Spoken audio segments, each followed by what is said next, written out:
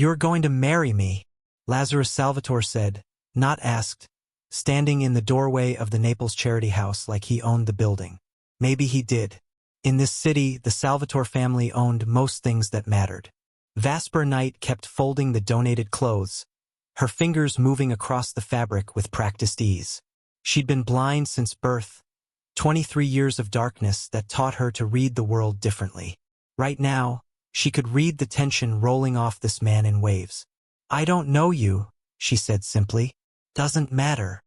His voice carried that particular edge wealthy people had when they expected obedience. "The wedding is in 3 days." Sister Maria, who ran the charity house, made a small sound. Probably shock. Maybe fear. Vaspera heard her shuffle backward. "Why me?" Vaspera asked, still folding. The shirt in her hands was cotton, soft, probably blue based on the way Sister Maria had described it earlier. "Because you can't identify me." The honesty startled her. Most people lied, danced around uncomfortable truths. This man just said things straight. "Identify you for what? That's not your concern." He moved closer. She could smell expensive cologne and something metallic. "You'll live in my house, attend events as my wife, and ask no questions. In return, I'll pay for the surgery that can restore your sight." Vaspera's hands stopped moving. "That's not possible. Dr. Morrison in Boston says otherwise. I already sent him your medical records." "You what?" Her voice came out sharper than intended. "Had my people pull them from your hospital visits. He thinks there's a 70% chance of success with the new procedure they're developing. But it costs $500,000. Sister Maria gasped again. Vaspera wanted to tell her to stop gasping. It wasn't helping. "So you need a wife you can control," Vaspera said slowly. "Someone who can't see your face if things go wrong. And you're bribing me with sight." "Yes." At least he wasn't pretending this was romance. "What if I say no? Then you stay blind forever." He paused. "And the charity house loses its lease. This building belongs to my cousin. I can make things very difficult." There it was, the threat wrapped in silk. Sister Maria started crying softly. This place was her life's work, home to 16 blind children who had nowhere else to go. Vaspera had grown up here, knew every corner, every crack in the floors. "You're horrible," Vaspera said quietly. "Yes." No shame in his voice. "Is that a yes?" She wanted to throw the shirt at him. Instead, she set it down carefully in the donation box. "Do I have a choice?" "Everyone has choices. Most just don't like their options." Vaspera stood, smoothing down her simple dress. 3 days. A marriage built on secrets. If you're ready for the truth, subscribe and hit the bell. Let's dive in. The paperwork is already prepared. Judge Russo owes me favors. It'll be quick, private, legal. "How romantic," she said, not bothering to hide the sarcasm. "Romance isn't part of the deal." His footsteps moved toward the door. "My driver will collect you Wednesday morning. Bring whatever matters to you. Everything else will be provided." After he left, Sister Maria rushed over. "Vaspera, you can't possibly." "I can." Vaspera sank back into her chair. "What choice do I have? Let 16 kids lose their home? Stay blind when there's a chance?" She laughed, but it came out bitter. "Besides, maybe I'll finally see what monsters look like." The next 3 days passed too fast and too slow at the same time. Vaspera said goodbye to the children, promising to visit. They cried. She didn't, not where they could hear. Sister Maria packed her small bag. 2 dresses, some undergarments, the music box her mother left before abandoning her at the charity house doors. Not much for 23 years of life. Wednesday came with rain. Vaspera heard it drumming on the roof, smelled the wetness in the air. Car pulled up, expensive engine purring. The driver didn't speak much, just helped her inside. The leather seats were soft, the car warm, so different from the buses she usually took. They drove for 40 minutes. She counted the turns, memorized the route like she'd been taught. Always know your exits. The Salvatore estate was huge. She could tell from the echo when they entered through the gates. the crunch of gravel under tires lasting forever. When the car stopped, someone opened her door. "Miss Knight." A woman's voice, older, kind. "I'm Rosa, the housekeeper. Let me show you around." The house smelled like old money and newer flowers. Rosa guided her through room after room, describing each one. Living room with a fireplace that probably cost more than the charity house. Kitchen with marble counters. Library with thousands of books. "Can you read Braille to me?" Vaspera asked. "Some of the books are Braille," Rosa said gently. "Mr. Salvatore had them ordered when he knew you were coming." That surprised her. Small kindness in a situation built on threats. Her room was on the second floor. "It's yours," Rosa explained. "Not shared. Mr. Salvatore's room is down the hall." "Separate rooms?" Vaspera touched the bed. Soft, probably expensive sheets. "Yes." Rosa's voice carried something. Relief, maybe. He was very clear about that. The wedding happened in Judge Russo's office. Vaspera wore a dress Rosa helped her choose. Something simple. No white, she'd insisted. This wasn't that kind of wedding. Lazarus showed up in a suit. She could tell from the rustle of expensive fabric when he moved. The ceremony took 7 minutes. She said the words required. So did he. Cold metal slipped onto her finger. A ring too heavy for something that meant nothing. "You may kiss the bride," Judge Russo said. "We're good," Lazarus replied quickly. They signed papers she couldn't see. Then it was done. She was Vaspera Salvatore now, married to a stranger who needed her blindness like a shield. In the car afterward, neither spoke for a long time. "There are rules," Lazarus finally said. "Of course there are. You don't enter my office. You don't ask about my business. When we attend events, you smile, play the devoted wife, and keep your observations to yourself." "What observations?" "I'm blind. Remember? That's why you picked me. You notice things. I can tell." He shifted in his seat. "Just because you can't see doesn't mean you're not observant." He was right, but she didn't give him the satisfaction of admitting it. "Anything else?" she asked. "Rosa will teach you the house layout. There's a physical therapist coming tomorrow to start preparing you for the surgery. Dr. Morrison wants you in optimal health." "When?" "The surgery? 3 months. He wants to monitor you first, make sure you're a good candidate." 3 months married to a man she couldn't see, living in a house that felt like a cage. Wonderful. That night, Vaspera lay in her new bed. The sheets were silk. The pillow was soft. Everything was perfect and wrong. She touched the ring on her finger. Somewhere down the hall, Lazarus Salvatore was probably sleeping just fine, unbothered by the fact that he'd bought a wife to hide whatever crimes he'd committed. And Vaspera? She stared into the darkness that was her constant companion and wondered if seeing would really be worth this price. The first week, they barely spoke. Lazarus left early, came home late. Sometimes she'd hear him in the library at night, papers shuffling, phone calls in rapid Italian. Rosa became her guide. The housekeeper was patient, walking her through the house layout repeatedly until Vaspera could navigate alone. Kitchen to living room, 16 steps.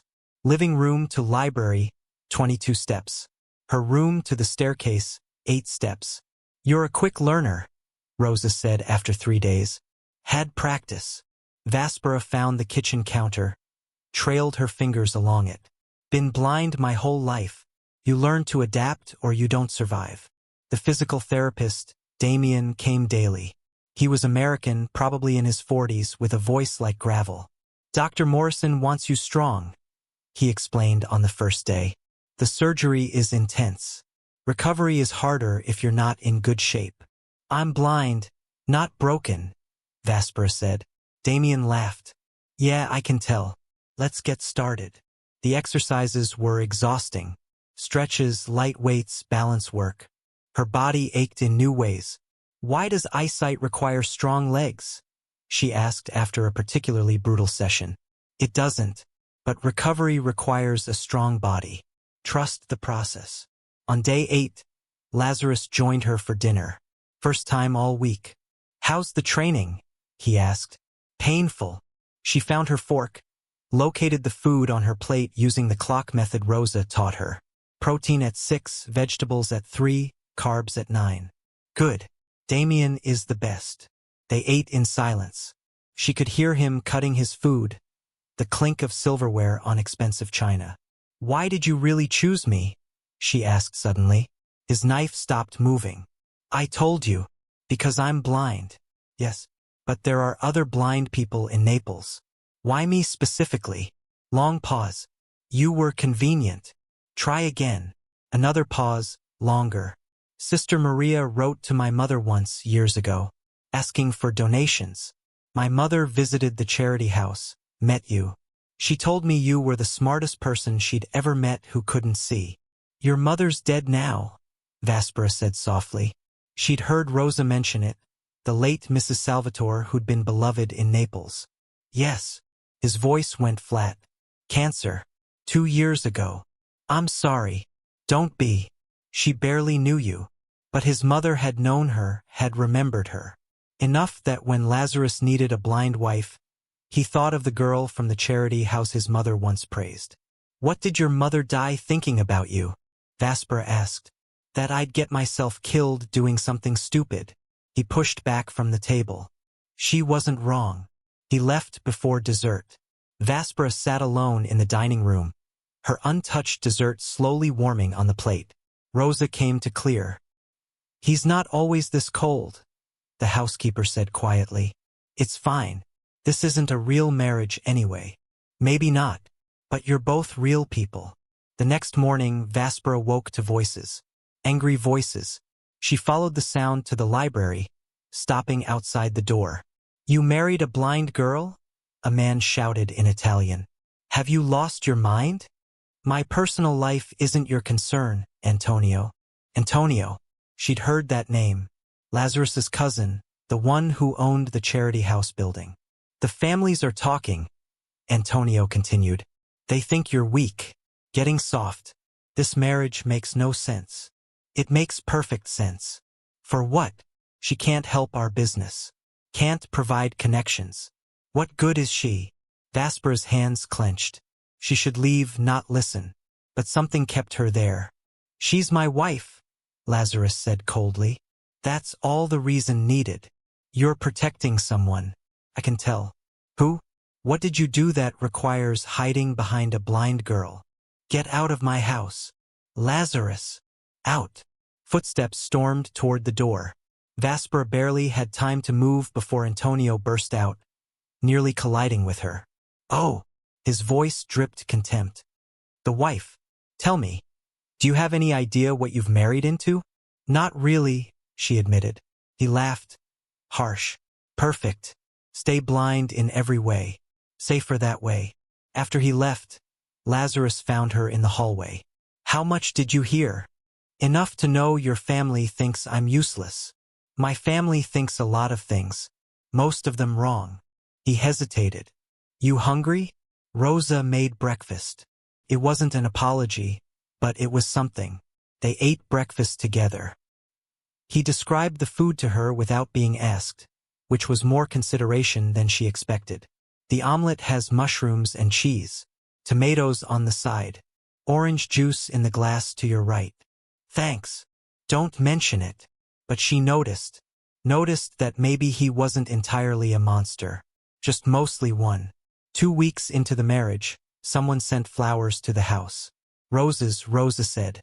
24 red ones. From who? Vaspera asked. Rosa's voice went tight. No card. But there was something. Vaspera could tell from the way Rosa's breathing changed. What does it say? Nothing. Just flowers. Rosa. The housekeeper sighed. It says, beautiful wives deserve beautiful flowers. That's all. A chill ran down Vaspera's spine. Someone knew about her, about this marriage. Someone was watching. When Lazarus came home, Rosa told him immediately. His reaction was swift. Double the security, he ordered. And find out who sent them. Should I be worried? Vaspera asked after Rosa left. No. I'll handle it. That's not an answer. It's the only answer you're getting. He poured himself a drink. She could hear the liquid splash into a glass. Stay in the house until I say otherwise. I'm already a prisoner. What's the difference? The difference is now someone's testing me through you. And I don't like tests. The flowers disappeared. Security guards she'd never noticed before became obvious, their footsteps echoing around the property. That night she couldn't sleep. At 2 a.m., she gave up, navigating carefully to the kitchen for water. Lazarus was already there. Can't sleep either? She asked. Never sleep well. He sounded tired. Want tea? Rosa left some made. Sure. He poured 2 cups. They sat at the kitchen table in the dark. Well, for her it was always dark. For him, moonlight through the windows. Can I ask you something? Vaspera said. You can ask. Doesn't mean I'll answer.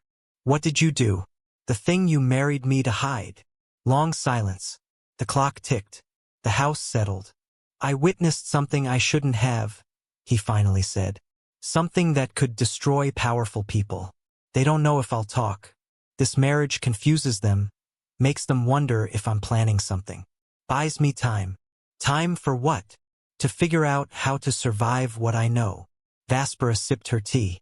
So I'm not just a shield. I'm a distraction. Yes. And when they figure that out, they won't. Because you're perfect for this. Innocent. Uninvolved.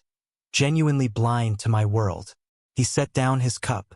I'm sorry for dragging you into this. It was the first apology he'd given. She didn't know what to do with it. Will it work? She asked. Your plan? I don't know. Maybe. Probably not. But I'm trying. They finished their tea in silence. When she stood to leave, he spoke again. For what it's worth, if I had to pick someone to fake marry while hiding from people who want me dead, I'm glad it was you. That's possibly the strangest compliment I've ever received. I'm not great at compliments. Clearly, she heard him smile. The sound was different than his usual voice, softer. Good night, Vaspera. Good night, Lazarus. Something shifted that night. The next morning, he was gone again. But there was a note in Braille on the kitchen counter. Rosa read it to her. Meeting with Dr. Morrison next week. He wants to do preliminary tests. Be ready. Under that, one more line. Thank you for the tea. Vaspera traced the Braille dots with her fingers, memorizing their pattern. Maybe, just maybe, this arrangement was becoming something slightly less horrible. But probably not. Still, she kept the note. The preliminary tests happened in Boston, which meant flying. Vaspera had never been on a plane before. It's safe, Lazarus said at the airport. His hand hovering near her elbow without actually touching. He'd been doing that lately, respecting her space but staying close enough if she needed him. Just loud during takeoff. I'm not scared. She was totally scared. Your hands are shaking. Maybe I'm cold. It's 70 degrees. She didn't respond. He guided her through security onto the plane. First class, because apparently that's how Mafia Kings traveled. The seat was huge, leather, comfortable. Window or aisle? He asked. Does it matter? I can't see either way. Aisle then. More legroom. The flight attendant came by, offered drinks. Lazarus ordered water for both of them. The plane started moving. Take off in 2 minutes, he said. It'll feel like you're being pushed back in your seat. Totally normal. You're being nice. It's weird. He laughed. Sorry. Want me to go back to threatening orphanages? Little bit. At least that made sense. The plane accelerated. Her stomach dropped. She gripped the armrest hard. A warm hand covered hers. Lazarus's hand, steady and sure. Breathe, he said. Just breathe. She did. The plane lifted. Her ears popped. But his hand stayed on hers until they leveled out, then slowly withdrew. Thanks, she whispered. Don't mention it. Dr. Morrison's office was in a huge hospital that smelled like antiseptic and floor wax. The doctor was older, his voice gravelly but kind. Miss Salvatore, he said warmly. I'm thrilled to meet you. Your case is fascinating. I'm glad my blindness fascinates someone. He chuckled. Your potential fascinates me. The structure of your eyes is remarkable. You weren't born blind due to damage, but due to underdevelopment of the optical nerve connections. The new procedure we're pioneering could essentially rewire those connections. Could, Vaspera emphasized. Yes, could. I won't lie to you. This is experimental. You'd be the third person we've tried this on. The first two had positive results, but their cases were different than yours. How different? They'd lost sight due to trauma. You've never had it. Your brain has never processed visual information. Even if the surgery works perfectly, teaching your brain to understand what it sees will take months, maybe years. Lazarus shifted beside her. But it's possible. Yes, possible. Dr. Morrison moved closer. Vaspera, I need you to understand something. This won't be easy. The surgery is 12 hours long. Recovery is painful. And there's a real chance you'll go through all of that and still see nothing. What are the actual odds? She asked. 70% you gain some vision. 50% it's functional vision. Maybe 30% it's good enough to live normally. 30%. Not great odds. And if it fails? She asked. You stay exactly as you are now. The surgery won't make your blindness worse. You just won't gain anything. She sat back, processing. Lazarus stayed quiet, letting her think. I need to run some tests today, Dr. Morrison continued. Brain scans, eye measurements, general health checks. Then we'll schedule the surgery for 2 months from now if everything looks good. Okay, Vaspera said. Let's do it. The tests took 6 hours. Machines hummed and clicked around her. People poked and prodded. Lazarus stayed the entire time, his presence constant in the room. Most husbands wait in the lobby, a nurse commented. I'm not most husbands, Lazarus replied. After everything, Dr. Morrison seemed pleased. You're an ideal candidate physically. Strong, healthy, young enough that your brain has plasticity. I'm optimistic. They flew back to Naples that evening. Vaspera was exhausted, her head aching from all the tests. You okay? Lazarus asked in the car from the airport. Tired. Overwhelmed. Scared. All reasonable reactions. Are you scared? She asked. That it won't work? He was quiet for a long moment. I'm scared it will work. Why? Because then you'll really see me, and you'll know exactly what kind of man you married. His voice carried something heavy. Shame, maybe, or fear. I already know what kind of man you are, Vaspera said softly. No, you know what I sound like. What I say, but you don't know what I look like when I'm lying, or what my eyes show when I'm planning something terrible. Blindness protects you from that. Maybe I don't want protection. Everyone wants protection from monsters. They didn't talk the rest of the drive home. Over the next 2 weeks, something strange happened. Lazarus started spending more time around the house. Not in his office with the door closed, but in common spaces where Vaspera was. She'd be in the library running her fingers over braille books, and he'd sit nearby reading. Or she'd be in the garden Rosa had shown her, where flowers grew in careful patterns, and he'd be there too, working on his laptop. Are you monitoring me? She asked one afternoon. No. Why? You're always around lately. This is my house. Am I not allowed to be around? That's not what I meant. He closed his laptop. After the flower incident, I realized how little I actually know you. Seemed wrong. You're my wife even if it's fake. I should at least know who you are. So this is research? This is trying not to be a complete terrible person. He paused. Not succeeding, probably, but trying. She smiled despite herself. Well, what do you want to know? Everything. Start anywhere. So she did. Told him about growing up at the charity house, about Sister Maria teaching her to read Braille when she was 4, about the other blind kids she'd helped raise, reading them stories, teaching them to navigate. You basically ran that place, Lazarus said. Sister Maria ran it. I just helped. Rosa told me different. Said Sister Maria called you her right hand. Said you organized everything. Kept records in your head, since you couldn't write them down normally. Rosa talks too much. Rosa adores you. Says you're the best thing to happen to this house in years. Vaspera felt her face warm. She's being nice. She's being honest. His chair creaked as he stood. Come on. Let's go somewhere. Where? Does it matter? You can't see where we're going anyway. She threw a small flower in his general direction. He laughed, caught it. Seriously though, he said, there's a place I want to show you. Well, not show. You know what I mean. They drove for 30 minutes. The city sounds faded, replaced by quieter noises. When the car stopped, she could hear water. Where are we? She asked. The coast. Private beach belongs to my family. No one comes here anymore. He helped her out, guided her across sand. The wind smelled like salt and freedom. It's beautiful, he said quietly. The water is this impossible blue. The sky is clear. There are rocks on the left side where crabs hide. And straight ahead, nothing but ocean for miles. Why did you bring me here? Because you asked what kind of man I am. This is where I come when I'm trying to remember. Remember what? That not everything is blood and business. That sometimes the world is just water and sky and peace. They sat on the sand.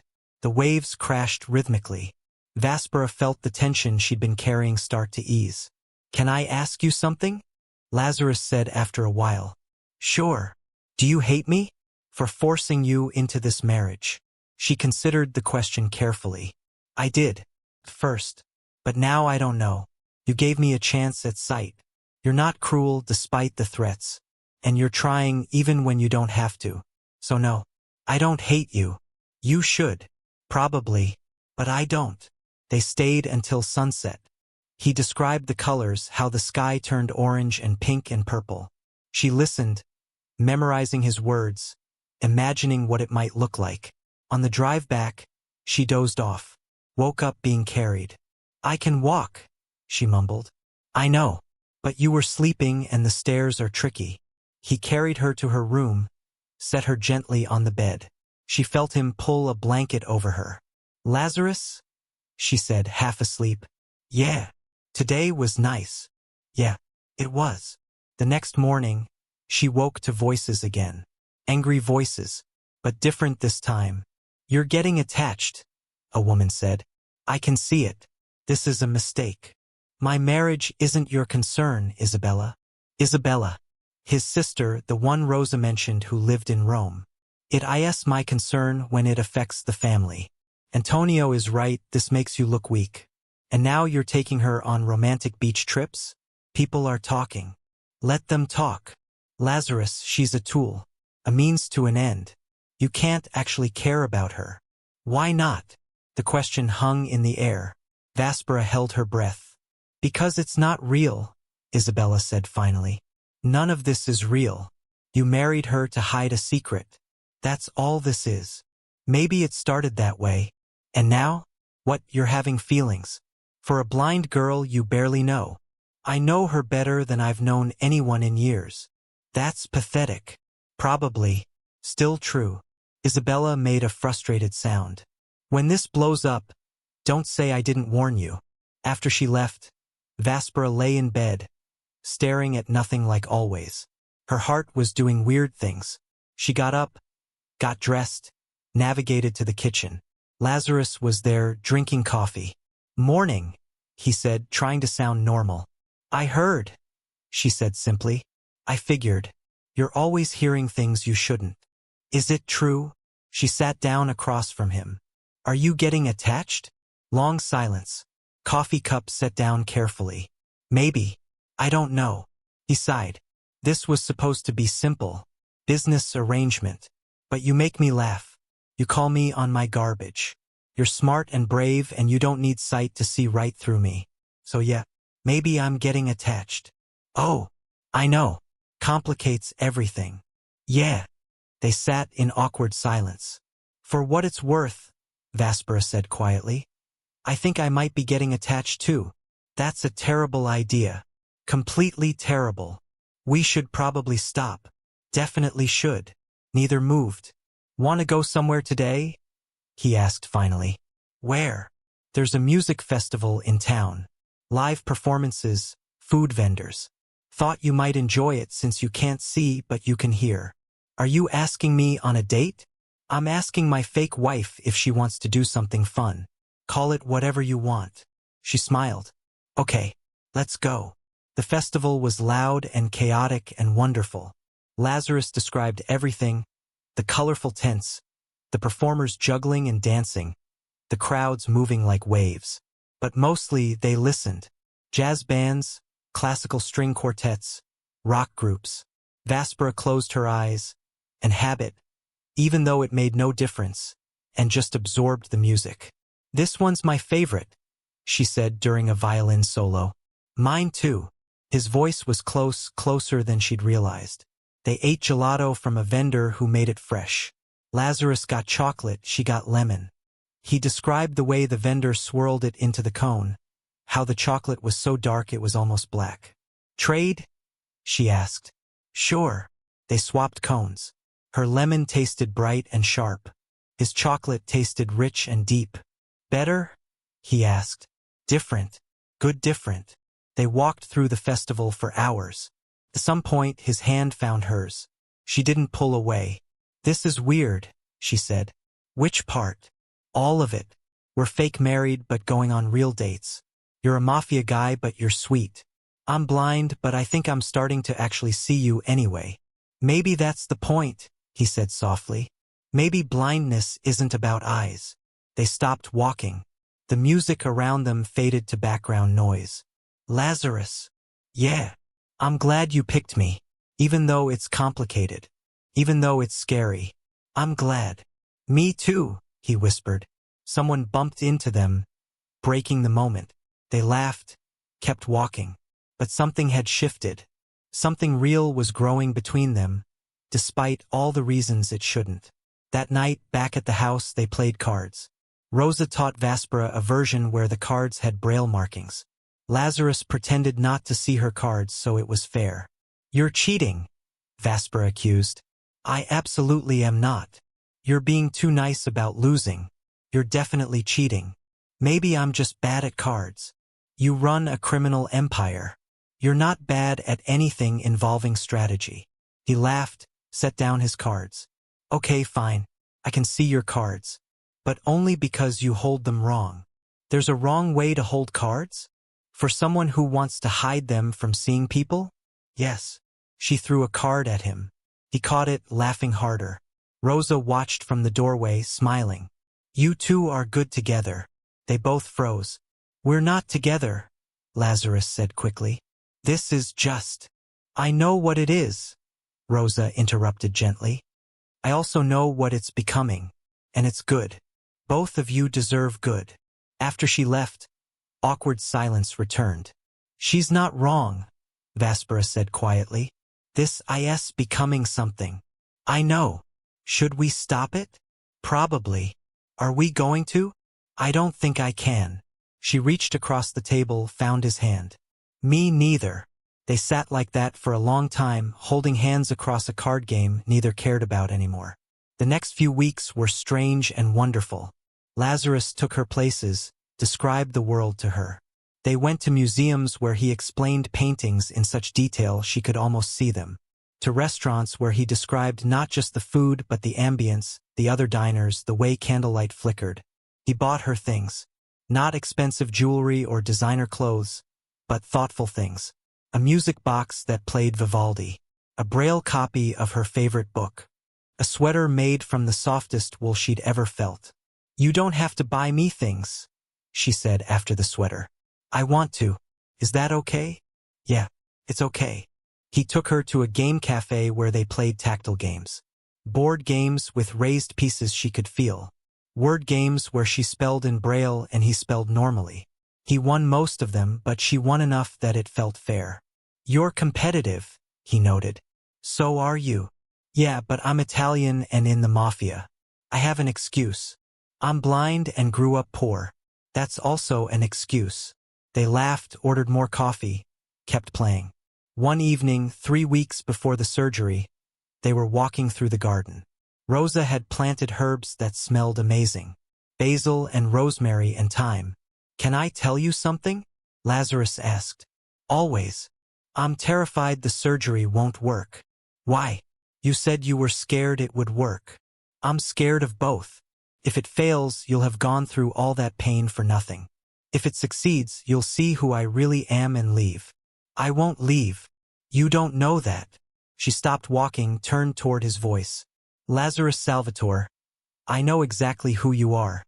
You're the man who threatened a charity house but made sure the kids never knew. Who married a blind girl to save his own skin but treats her like she matters. Who describes sunsets like poetry and cheats at cards badly on purpose. That's who you are. That's not the whole story. I know. You've done bad things. Probably terrible things. But people are complicated. You're complicated. And I don't need eyes to see that. He pulled her close, wrapped his arms around her. She leaned into him, feeling his heartbeat against her cheek. I don't deserve you, he whispered. Probably not. But you have me anyway. They stood like that, holding each other in the garden, until Rosa called them for dinner. That night, lying in bed, Vaspera realized something terrifying. She was falling in love with her fake husband. The man who'd blackmailed her into marriage was becoming the person she cared about most. It was the stupidest thing she'd ever done. And she didn't want to stop. The surgery was scheduled for 2 weeks away when everything started falling apart. It began with a phone call. Lazarus took it in his office, but Vaspera was in the hallway and the door wasn't fully closed. I don't care about excuses, Rocco. The shipment was your responsibility.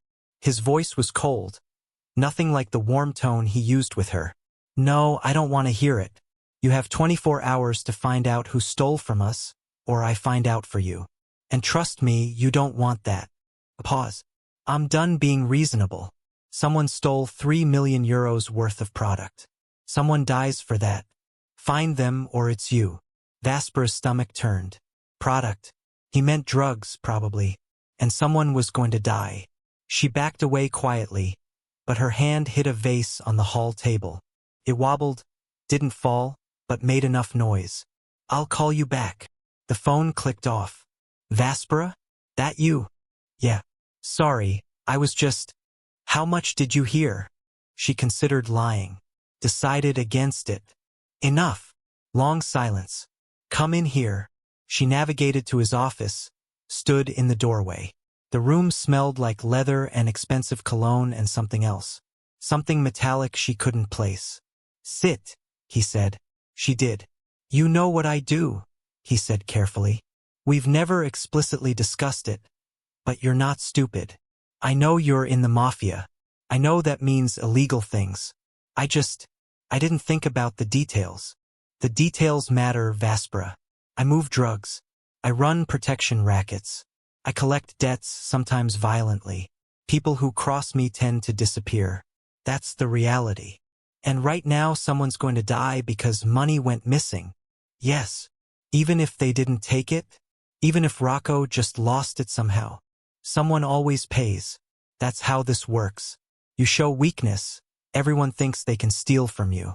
You have to be brutal or you lose everything. She felt sick. Is there really no other way? No. His voice was flat. This is the world I live in. The world you live in now, by being married to me. March 5th, 2026, 12:19 a.m. Blessing. I didn't choose this world. You chose me. Same thing. I chose you because you blackmailed me. And then you chose to stay. Chose to go on dates with me. Chose to hold my hand and let me fall for you. He stood up, moved closer. You can't have it both ways, Vaspera. You can't love the man and hate what he does. They're the same person. Maybe I was wrong, she whispered. Maybe we moved too fast. Maybe we did. The words hung between them, sharp and painful. I need to think, she said finally. Fine, think. But understand something. This doesn't change. I don't get to retire because my wife has a conscience. This is who I am. She left his office, navigated to her room, and cried for the first time since the wedding. The next day, Lazarus was gone. Rosa said he had business in Rome, would be back in a few days. Vaspera spent the time replaying everything in her head. All the sweet moments, the dates, the way he made her laugh. Against all that, she weighed what she knew he did. The violence, the drugs, the fact that someone was probably dead or dying because of him. Could she love someone like that? She didn't know. On the third day, She was in the library when she heard new voices. Men she didn't recognize. "Boss wants us to sweep the house," one said. "Make sure it's secure before he gets back." "Why?" "Something happened. Rival family making moves. Benedetti clan thinks they can push into our territory while he's distracted with the business loss situation." "Stupid. Everyone knows Lazarus when he's angry." "Yeah, well, they're about to find out." Vaspera sat very still, listening. "What about the wife?" the first man asked. "What about her? She blind, right? Thinks she knows what she married into. Doubt it. Probably thinks he's a legitimate businessman or some garbage." They laughed. The sound made her skin crawl. After they left, she sat in the dark. Not that it mattered, and tried to process. Everyone saw her as naive. The blind girl who didn't understand. Maybe they were right. Lazarus came back late that night. She heard him come into the house, heard Rosa greet him, heard him ask where Vaspera was. "Library," Rosa said. "She's been there all day." He found her sitting in the same chair, a braille book open in her lap that she hadn't been reading. "We need to talk," he said. "Yeah." He sat across from her. "I handled the situation. The person who stole from us. It's resolved." "Meaning they're dead." "Meaning it's resolved." "That's not an answer." "It's the only answer you're getting. I don't share those details, Vaspera. Not with you. Not with anyone who doesn't need to know." "Why? Because I'm blind? Because everyone thinks I'm too naive to handle reality?" "No. Because you're the one good thing in my life and I don't want to poison you with the specifics of what I do. You can't protect me from who you are." "I can try." They sat in angry silence. "Your men were here," she said finally. "I heard them talking. About the Benedetti family. About me being the blind wife who doesn't understand. They laughed about it. I'll deal with them. That's not the point. The point is everyone sees me as this helpless thing attached to you. And maybe they're right. Maybe I am naive. I let myself fall for you without really thinking about what that meant. So what are you saying?" "I don't know." She stood up, frustrated. "I don't know what I'm saying. Care about you. But I'm terrified of what you are. And I hate that I can't reconcile those two things." "Then don't." His voice was tired. "Don't reconcile them. Just decide. Can you live with this or not?" "I need time. The surgery is in 2 weeks." "I know. After that, everything changes anyway. You'll see me. Really see me. And maybe that'll make the decision easier." He left her alone in the library. The next week was tense. They were polite to each other, nothing more. No more dates. No hand-holding. Just two people living in the same house, counting down to a surgery that might change everything. Then, one night, everything got worse. Vaspera woke to shouting. She got out of bed, navigated to the hallway. "Cosa esté sucedendo?" Rosa's voice, frightened. "Get back inside." A man's voice, one of Lazarus's guards. "Now!" Gunshots. Vaspera froze, her heart hammering. More shouting, in Italian too fast for her to follow. Running footsteps. Something crashed downstairs. A hand grabbed her arm. She screamed. "It's me, Lazarus. Come on, we need to move." "What's happening?" "Benedetti sent people. Armed. We need to get you to the safe room." He pulled her down the hallway. More gunshots, closer now. Glass shattered somewhere. "How many?" she asked, trying to stay calm. "At least 6 that we've seen. Maybe more." They reached a room she'd never been in. He pushed her inside, and she heard a heavy door close behind them. "You'll be secure here," he said. "The door is reinforced steel. They can't get through." "What about you?" "I need to handle this." "Lazarus." "I'll be fine. This is what I do." He left. The door locked behind him with a heavy click. Vaspera stood in the dark and listened to the chaos outside. She heard more gunshots and someone screaming in pain. She sank to the floor, hugged her knees, and tried not to panic. This was his life. Violence and danger and people trying to kill him. And by extension, trying to kill her. This was what she'd signed up for, even if she hadn't really understood it. The sounds went on for what felt like hours but was probably only 20 minutes. Then silence. She waited. Finally, the door opened. "It's over," Lazarus said. His voice was rough. "Are you hurt?" "No. Some of my men are." She stood up on shaky legs. "The attackers?" "Handled." "Did you?" She couldn't finish the question. "Kill them?" "I can't discuss this with you. I told you before." She tried to say argue, but he placed a hand on her lips. "Come on," he said gently. "Let's get you back to bed. It's safe now." "Safe," she repeated hollowly. He guided her through the house. She could smell gunpowder, blood. Back in her room, she sat on the bed. He stood nearby, and she could hear him breathing hard, coming down from adrenaline. "You should see a doctor," she said. "I'm fine." "You're not fine. They tried to kill you." "First time wasn't tonight, Vaspera. Won't be the last."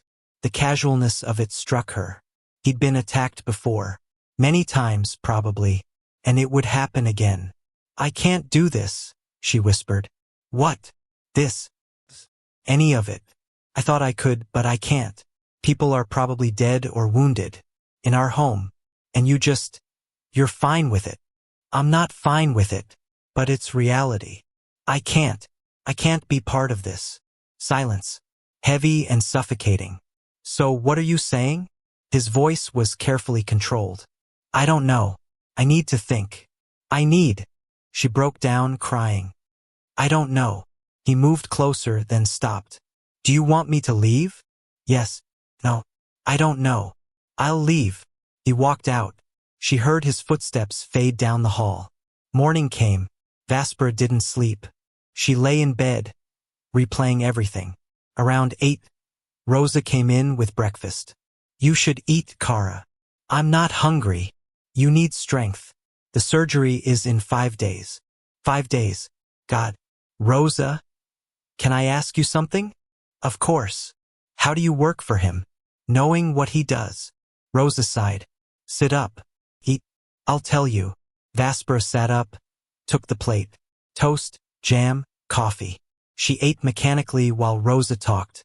"I've known Lazarus since he was 8, Rosa said. "Sweet boy. Smart, kind. His father was the monster, not him. Beat him, trained him to be hard, to be cruel. Lazarus didn't want this life. He wanted to be an architect, actually." "An architect?" "See. He was good at school, loved science. But his father said no. Forced him into the business. By the time his father died, Lazarus was trapped. Too deep to get out. That doesn't excuse what he does." "No. But it explains it. He's not evil, Vaspera. He's a man doing terrible things because he doesn't see another option. And he's good to people who work for him, who respect him. More fair than most in his position." "He destroys people, Rosa." "Yes, he does. And that's something you have to decide if you can live with." Rosa patted her hand. "But know this, he loves you. I see it.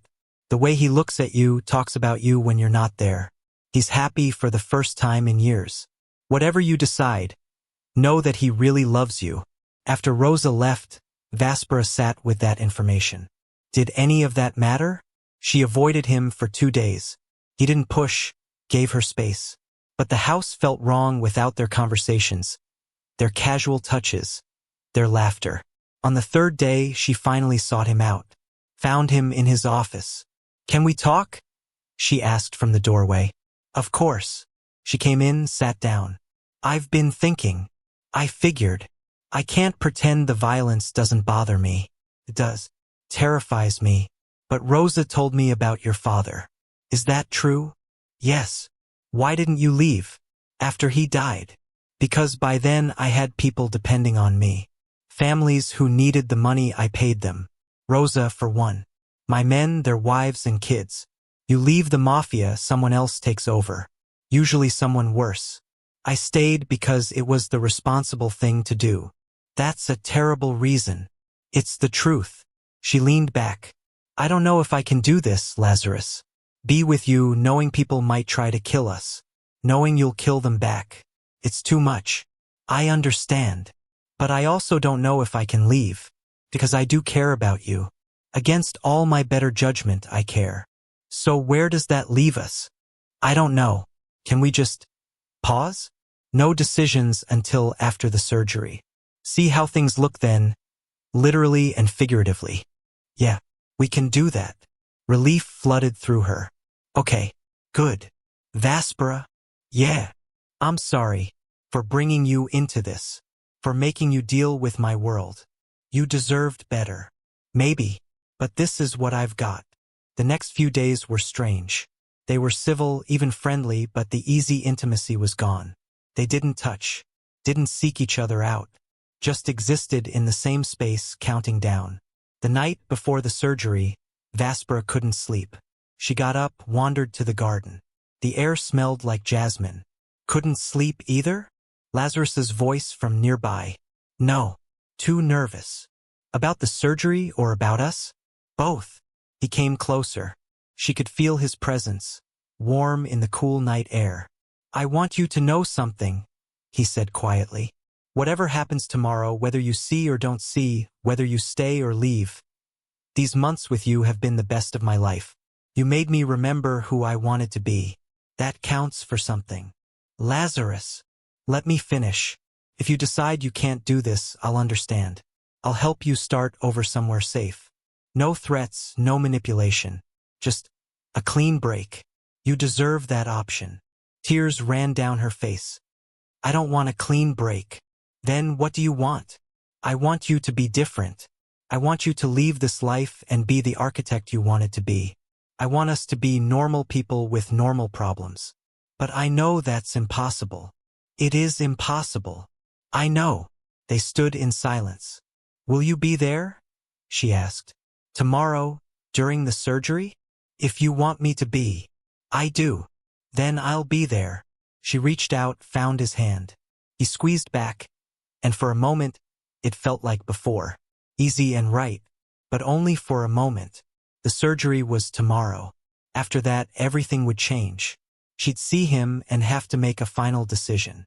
Stay with the man she loved who lived in violence, or leave and try to build a life alone.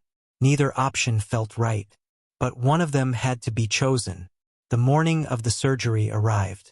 Vaspera woke early, her stomach in knots. Rosa helped her dress in comfortable clothes and braided her hair.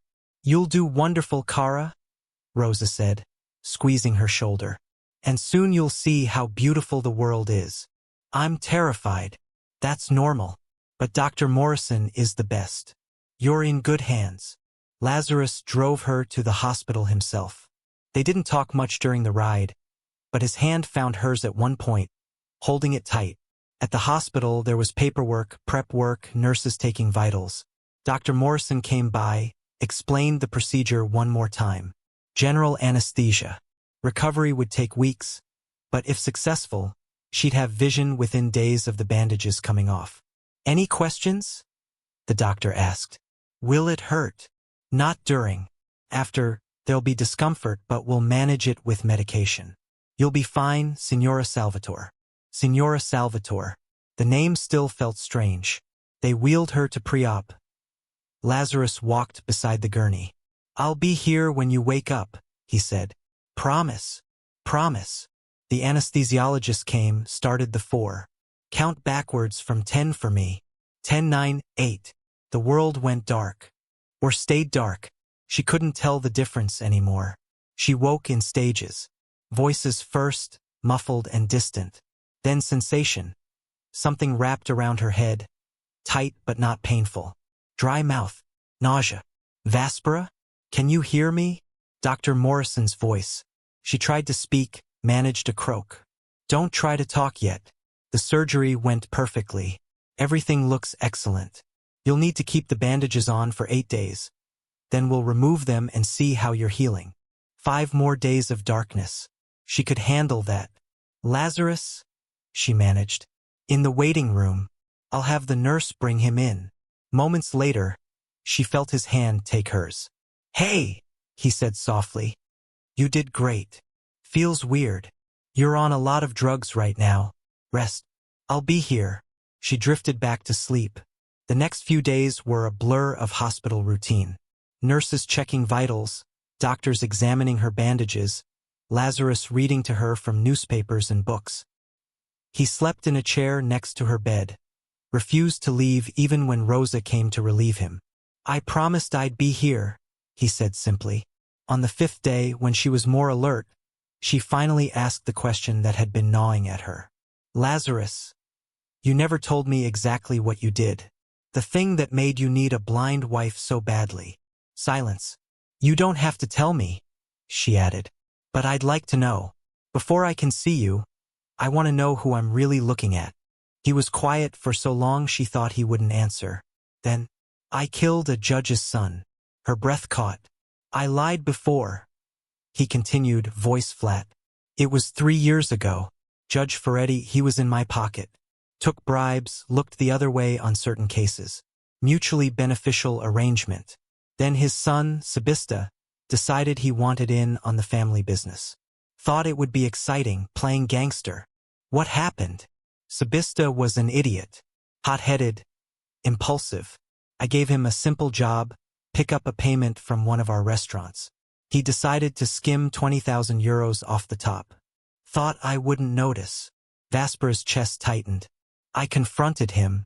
He pulled a gun, said his father would protect him, that I couldn't touch him. We fought. The gun went off." Lazarus paused. "I didn't mean to kill him, but he was dead, and Judge Ferretti's protection vanished instantly. Became my biggest enemy. So the marriage. Ferretti had been building a case against me for a whole year. Had evidence, witnesses, everything he needed to put me away for life. But he's old-fashioned and doesn't want to go down with me. He agreed to drop everything if I married and reformed my ways.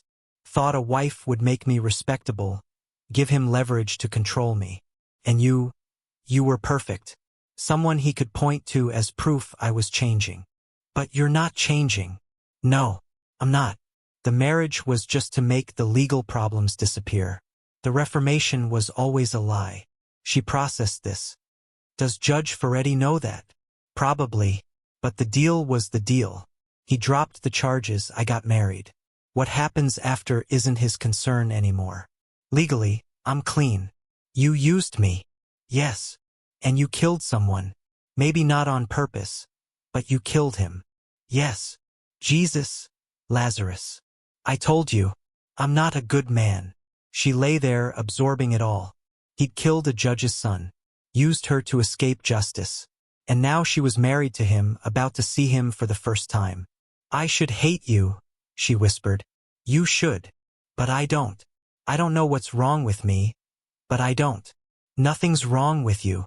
You just see something in me I'm not sure exists anymore. The architect who wanted to make the world look more beautiful? That person died a long time ago. Maybe. Or maybe he's just buried." Lazarus squeezed her hand. 8 days, Vaspera. Then you'll really see me, and you can make your choice with all the information." "I'm scared." "Me too." The day the bandages came off, Vaspera was shaking. Dr. Morrison came in with 2 nurses. "Ready, Signora?" "No. But do it anyway." Lazarus stood across the room, giving them space. "The room is dimly lit," Dr. Morrison explained as he carefully unwound the bandages. "Your eyes will be sensitive at first. We'll gradually increase the light.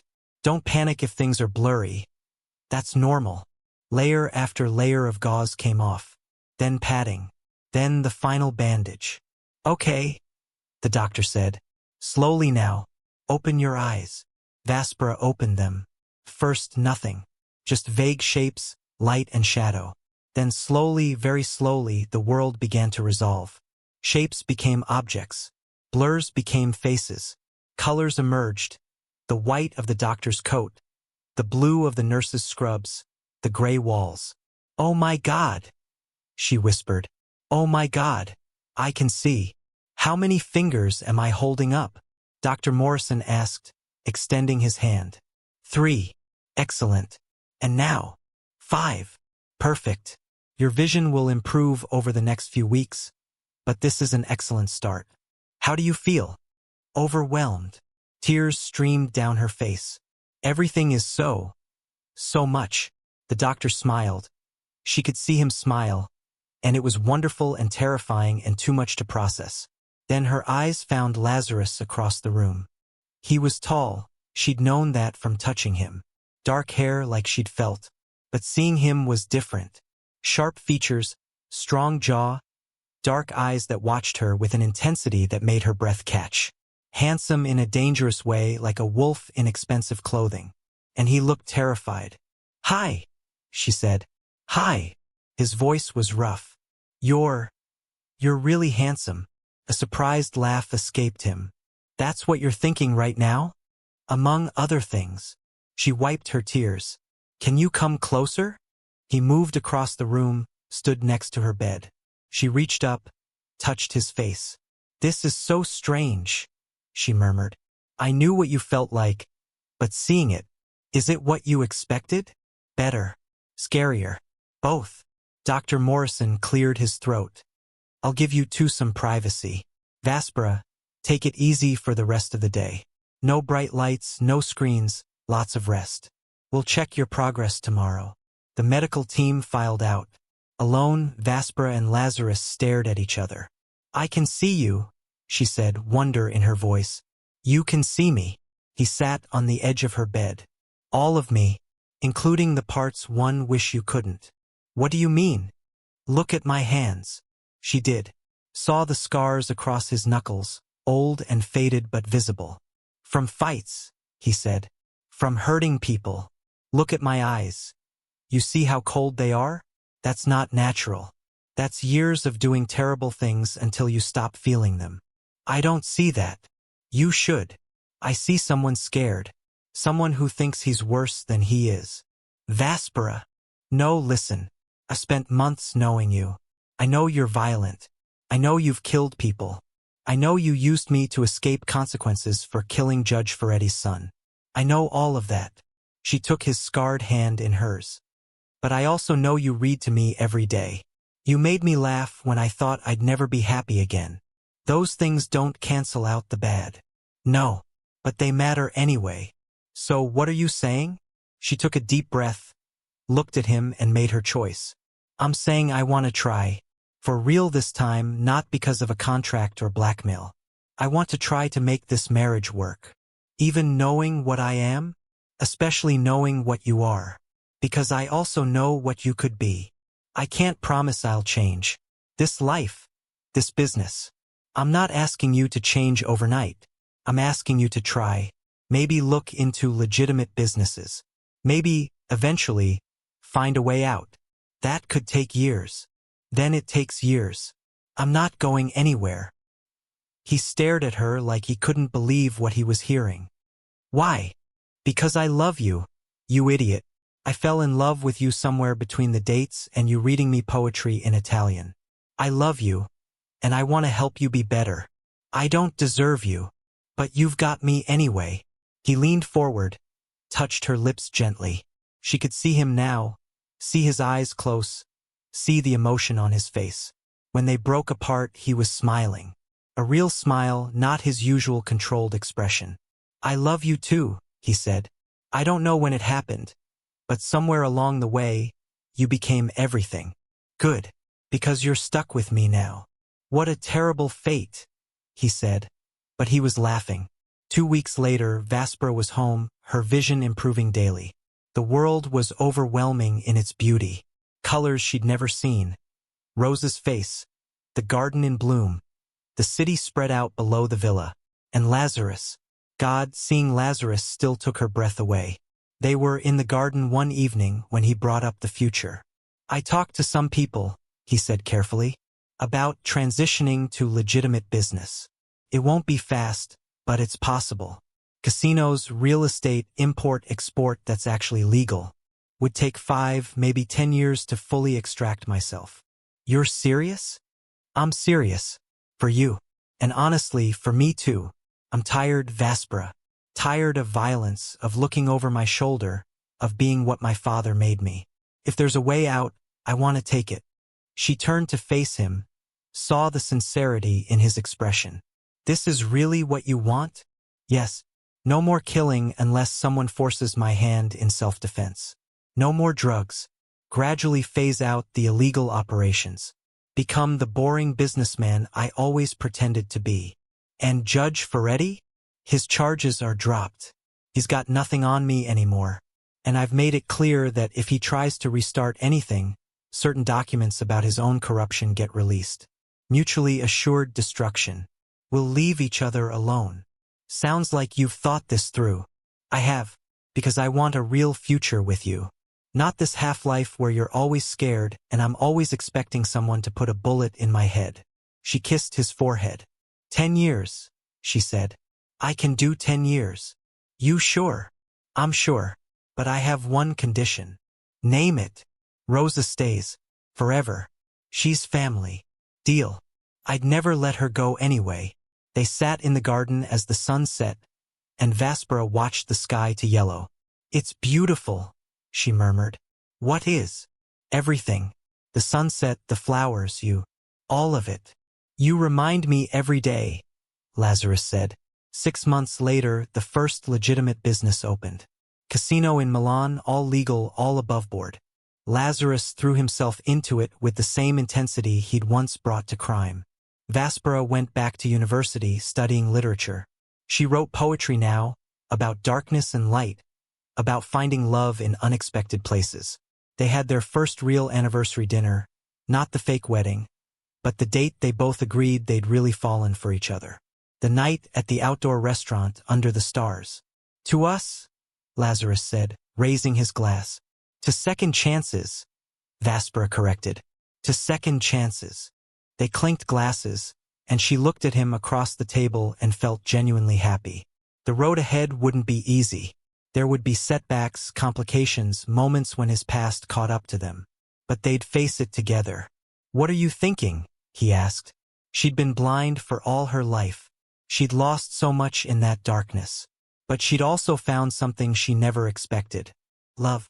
Real, complicated, messy love with a man who was trying to be better. That was worth everything. 5 years later, the legitimate businesses were thriving. 3 casinos, 2 hotels, a chain of restaurants. Lazarus still had contacts in his old world, but he'd kept his promise: no drugs, no violence, no illegal operations. Judge Ferretti had died of a heart attack 2 years ago. At the funeral, Lazarus had stood at a distance, paying respects to the man whose son he'd killed. It didn't make things right, but it was something. Vaspera had published her first book of poetry. Sold modestly, got good reviews. She was working on a novel now, about a blind woman who falls in love with a criminal. Fiction, she told people. Pure fiction. They were in the garden, her favorite place, when she told him the news. I'm pregnant. He froze, the book he'd been reading slipping from his hands.